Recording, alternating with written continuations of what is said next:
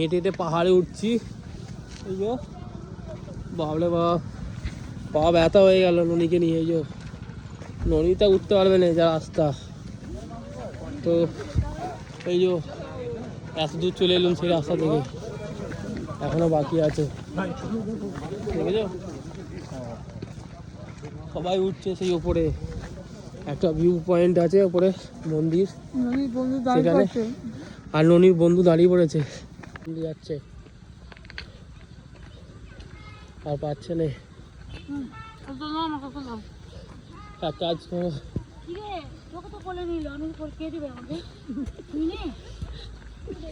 এই যে আমাদের ননির একটা বন্ধু হয়েছে এখানে, এই যে ননি মা, আসো সাবধানে ওঠো।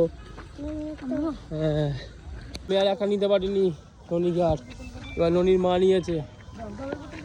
এত উপরে ওঠা যায় একা একা, ননি তো উঠতেই পারবে না।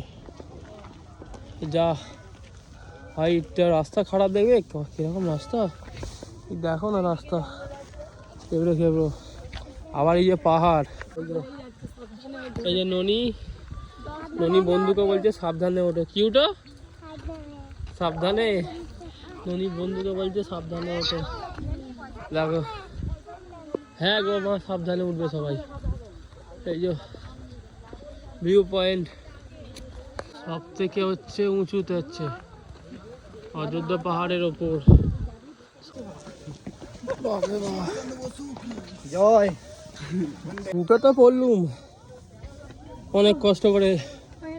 এই যে একদম টপে, নামবো কি করে তার ঠিক নেই।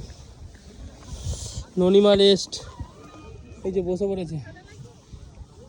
এই যে নিচে থেকে অযোধ্যার টপ, এই যে হচ্ছে টপ। হ্যাঁ নো, ভালো রেখো, ভালো থেকো। ননি প্রণাম করে নিল বজরংবলী জিকে। এই যে আমরা এইখানটা বসি, ছবি তুলে নাও। এইটা সব থেকে উপরে টপ পয়েন্ট। তো এখানে সবাই উঠছে আস্তে আস্তে ছবি তুলতে করতে, কারণ এখান থেকে ভিউটা খুবই সুন্দর। আর এখানে একটা আমাদের বজরংবলীর মূর্তিও আছে, যেখানে সবাই এসে প্রণাম করছে। খুবই সুন্দর জায়গা। এই যে আর ননিমা ওখানে শুধু এদিক ওদিক চলে যাচ্ছে, বলে ওকে ধরতে হচ্ছে আমাকে। নিচের ভিউটা দেখো কত সুন্দর এইদিকে। আর এই যে টপ পয়েন্ট হচ্ছে এটা, তো কুয়াশার জন্য দেখা যায় না। যদি কুয়াশা না থাকতো খুবই সুন্দর এখান থেকে ভিউ পাওয়া যায় চারিদিকটা পুরো বলতে গেলে, কারণ এটাই হচ্ছে সব থেকে টপ। তো এইখান থেকে ওই জিনিস সমস্ত জায়গা দেখা যাচ্ছে।